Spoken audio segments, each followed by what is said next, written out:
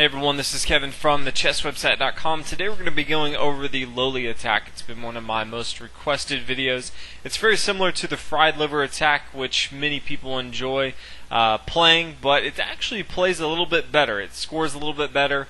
As far as competition-wise, White has a phenomenal win rate, so I thought it would be a good idea to go over it. It's not covered too much on the internet, so I thought it would be a good idea to actually put something out there to show you guys some things to think about and some different ideas as far as variations in the Lolli attack. So it starts out with pawn to e4, pawn e5, knight f3, simple development, again trying to control the center of the board with his minor pieces. Knight to c6, again simple development move from black, trying to control the center of the board with the same thing. Transforming into the Italian game with bishop to c4, trying to eye down on this f7 square, a huge weakness for black early on into the game. And from there, black's going to continue with the two knights defense with knight to f6, and then white's going to play knight to f5 here. Now black's going to block this by playing pawn to d5, and then after white takes on d5 and black recaptures on d5, you may be familiar with the fried liver attack, which right away plays knight takes on f7, sacrificing, and after the king comes to f7, then white tries to chase the king around, playing queen to f3 check. But the Lolli attack actually tries to get the rook involved into the game, and so it goes ahead and sacrifices a pawn here. It plays pawn to d4, and the variation that we're going to be looking at is after black takes on d4. Now black does have some different options. He does not have to take right away here on d4, but a lot of the same concepts that we're going to be going over in the four main variations after he does take will pretty much be the same. So I do want to kind of go over the four variations from here, and that is first, after white castles on the king side, again really looking forward to get this rook involved into the game. So eventually wants to bring the rook to e1, really a strong attack that the fried liver attack doesn't always get to. So keep that in mind. The four variations that we are going to be going over for black, because you may see a lot of different variations. Again, there's a lot of attacking going on, a lot of tactical variations in this, but I do want to go over the four main lines that you may see. The first one is bishop to b4. Again, simple development move, trying to get the dark square bishop involved into the game. We'll talk about the pros and cons of all of these. Second, you may see bishop to e7. Again, trying to block the rook coming to e1 with tempo, checking the king there on e8. Also, you may see bishop to e6, very important, trying to hold down on this f7 square, huge weakness for black early on. And then the last one that you may see is pawn to f6, trying to attack this knight here on g5. So those are the four variations that we're going to be going over today. Now, if you're kind of watching this video and you're like, Kevin, this is too crazy off the wall, no one at top level play would ever play this. It actually has been played, quite a few number of times. And what's surprising is white pretty much has a phenomenal win rate. So if you're looking for something, as you'll see a lot of times, we're going to be sacrificing this knight here on f7. If you're like, sacrificing pieces early on isn't that great. Even, engines actually score this really well. Even after, big sacrifices, a lot of these variations, we actually sacrifice a knight here on c3. So even with all these crazy sacrifices, it's still good because of all the attacking that white has in his options. So just keep that in mind while we're going along. This is not some crazy opening that actually doesn't score well. It's actually fundamentally sound, even though we're giving up material. But it really focuses on what is chess, and that is, it's not always about how many pieces you have or what material you have. It's about attacking your opponent's king. If you have a strong attack on your opponent's king, a lot of times that is means more than anything else. So we'll go ahead and jump into it. First variation, again, we're going to talk about is bishop to b4, and then white from here is just going to kick that away. It's kind of an annoying move, but every now and then you may see it. And white's just going to play pawn to a3, and then the bishop's going to come back to e7. Now he could always come back to a5, but then white can just play pawn to b4. Again, attacking it again. And really, this bishop needs to be into the action. He needs to come back to e7, or he's going to be kind of left out in the cold while this king just gets attacked over and over again. So he actually needs to come back to e7. And this will go into the second variation we'll get into, but the bishop's going to be coming back to e7. And then the knight's going to come to f7. So very similar in the fried liver attack. White is going to be sacrificing a knight here on f7, and then after the king takes on f7, then the queen comes to f3. But as you can tell, slight difference in the fried liver attack.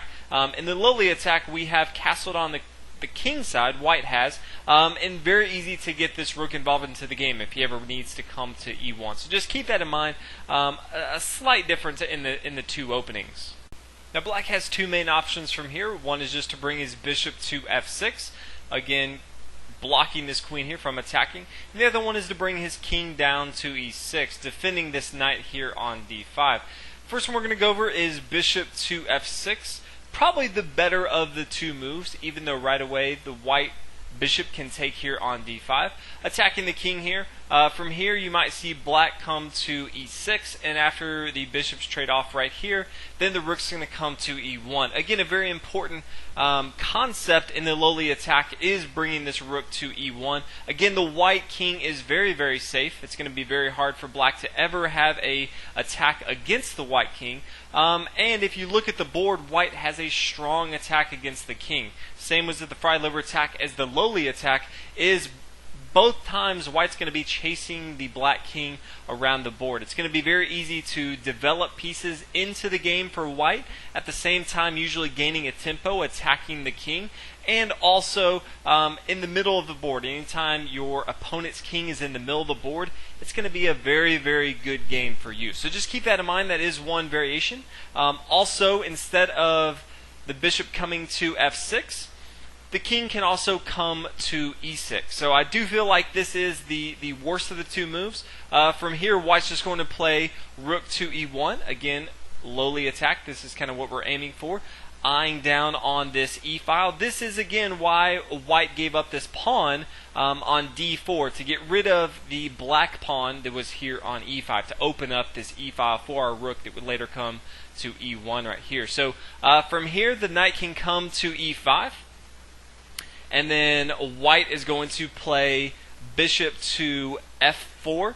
Again, pinning down this knight here on e5. It can't move. Keep in mind this knight here on d5 cannot move also. So White is pretty much developing all his pieces towards the center of the board. He's controlling this e-file, and none of these knights can move for Black. So Black's king is in the middle of the board. He doesn't have any of his major pieces developed, and it's going to be really hard for him to move because pretty much all his pieces are locked down right now. Now Black could try to play bishop to f6, again trying to defend this knight here on e5. Again, this is how we talked about before. The bishop is actually actually helping if it was here on e7, whereas if it was over here on a5 and the pawn was here on b4, it was kind of blocking it off and the bishop wasn't doing anything. So definitely helpful if the bishop is over here on e7, but right here trying to defend this knight here on e5. But now White has a phenomenal move. He can actually just play knight to c3. And this is kind of what we talked about before, and that's sacrificing this knight here on c3. Typically, it doesn't have a strong presence in the Lolli attack. A lot of times, it just opens up this d file is kind of what we're going for. And so after the pawn takes on c3, then White can go ahead and jump ahead and take with his rook here on e5. Now after the bishop takes, White can now bring his rook over to e1. And he's going to have a very, very strong attack right here. Now if you look at it, you're like, well, Black is actually up in material. This is true, but if you look at it, this rook here on h8 isn't moving. He's not doing anything. The rook here on a8 is not doing anything. The queen here on d8 has not moved yet. He's not really involved into the action. This bishop here on c8, it's going to be very hard for him to get into the action. This knight here on d5 can't move. This bishop here on on e5 can't move. And the king is in the middle of the board. So if you were to run this through an engine, white has an overwhelming dominance on this game. He's pretty much controlling the center of the board, and he has so many different attacks that he can run against black. It's going to be very hard for black to actually last much longer in the game. So very, very powerful attack again, sacrificing not only a knight here on f7, but also sacrificing another knight here on c3, which kind of a common theme that you'll see in the Lolli attack. Now the next variation we're going to go over just briefly, and that is because it was bishop to e7.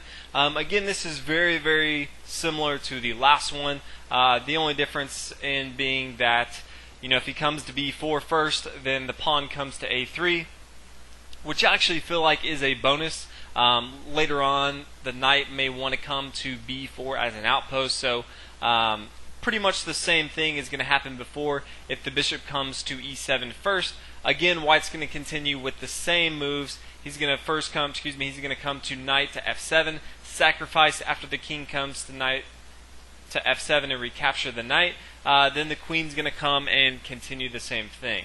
So just keep that in mind, bishop to b4 and then back to e7, or if he just comes to e7 right away, it's going to be very, very similar move. So if we come back here, instead of bishop to e7, you may also see bishop to e6. Seems like a logical move if you look at it again so many times. White actually wants to come to f7 right away and sacrifice, and then the king is forced to take. Well, he's not forced, but he obviously wants to take here on f7, gaining material. If he doesn't, his king's just going to be in the middle of the board, and obviously white has the rook here coming to e1. So after the king takes on f7, then the attack is very, very strong for white. So a lot of times from black, you will see this bishop come to e6 first, which personally I feel like is the best move for black.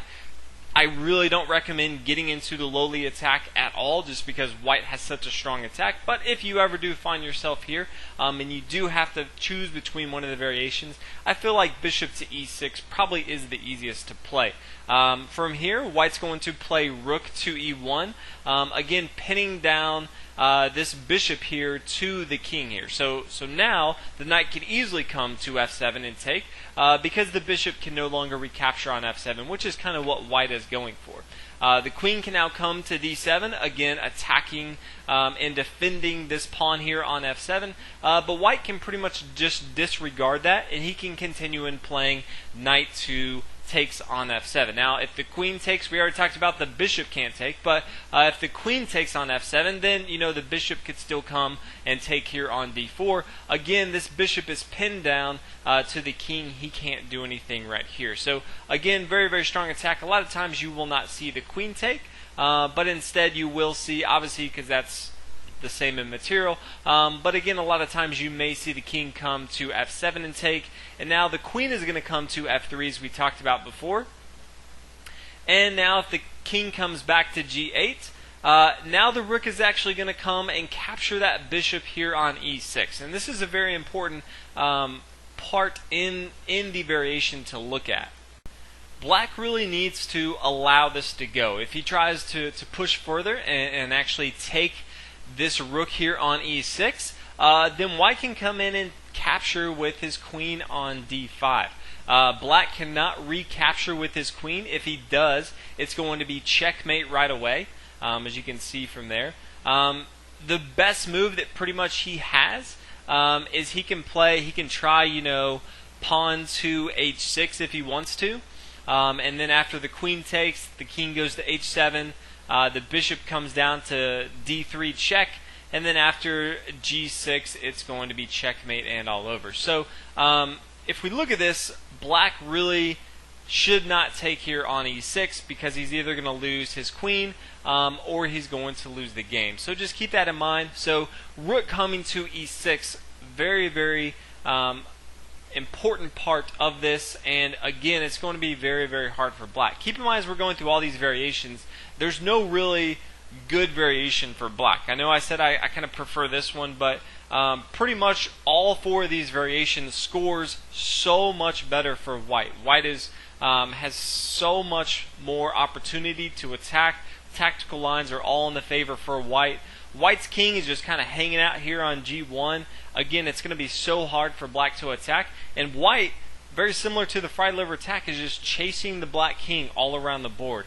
So very, very strong. Again, if you can not get into the Lolli attack as black, I highly recommend it because it's very, very frustrating and difficult to find your way out of the bombardment that white has attacking your king over and over again. So the last variation that we're going to be going over is actually not moving one of the bishops at all, but it's actually going to be bringing the pawn to f6. So very logical move, attacking this knight here on on g5, and no longer allowing the knight to come here on f7 and then the queen to come to f3, attacking the king right away because there is now this pawn here on f6.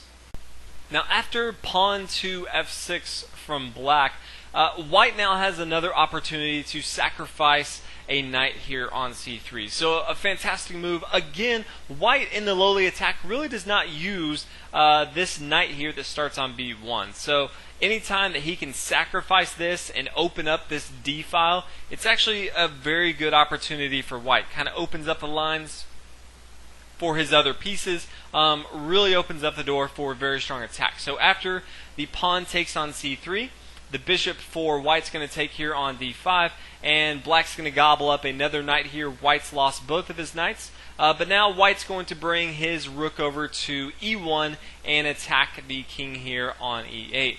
Now black could easily come to e7, again defending the king here on e8, and then white can play bishop takes on g5. Again, developing his pieces with tempo. So he's got his bishop involved into the game. All of white's pieces are involved into the game, minus this rook here on a1, which he will later on. This rook on h8's not doing anything. This rook on a8's not doing anything. This light square bishop's not doing a whole heck of a lot. And this black king on e8 is still kind of out in the open. He hasn't castled yet, so he's not safe yet. So white has a very, very strong attack right here. Also, as you can tell, this bishop is now pinned down, and we are attacking the pinned down piece. Anytime you have a piece that's pinned down, it's a good idea to attack that piece. So from here, you may see black has a last-ditch effort. He may try to take here on b2, attacking the rook here. And white can pretty much just continue with his plan. He can take here on c6, attacking the king here. Black's going to double up his pawns. He needs to take here on c6, and then white can take with his queen on d8, and after the king takes on d8, again the king can no longer castle for black. White can come in, capture with his bishop on e7. Again, with all those sacrificings that white did with both of his knights, as you can see, as far as material standpoint, black is up one pawn, which white's going to get that back very, very soon. It would actually be a mistake if the king came to d7 after the rook came over to d1. This would be very, very bad for black. But a lot of times you may see the king come back to e8, and then the bishop, he can just come back to a3 if he wanted to. A discovered attack with his rook here on e1, and he's also attacking this pawn here on b2. So he's going to get that material back. Also, the king here is still out in the middle. He's out in the open, easy for attacks. So the king could come to f7, and the rook could come to e7 if you wanted to, again attacking this king here on f7, and also this pawn here on c7. So a lot of different attacks that white has, while black still has a lot that he needs to do to get his pieces developed into the game. Again, neither of his rooks have moved. His bishop still has not moved. So white has a distinct advantage as far as going into the endgame. So just keep this in mind. These are the four main variations. Again, bishop to b4, bishop to e7, bishop to e6, trying to hold on to that f7 pawn, and then lastly just pawn to f6 moving forward. These are a lot of the ideas that you'll see in the Lolli attack after, if we come back here, after white takes and then the knight takes, and then the pawn comes forward to d4, and black captures here on d4. So if I get a lot of positive feedback about the Lolli attack, people are using it and enjoying it. Again, I think it's a fantastic opening for white. A lot of different fantastic opening attacking ideas that white has, especially after he castles on the king side and gets his rook involved into the game.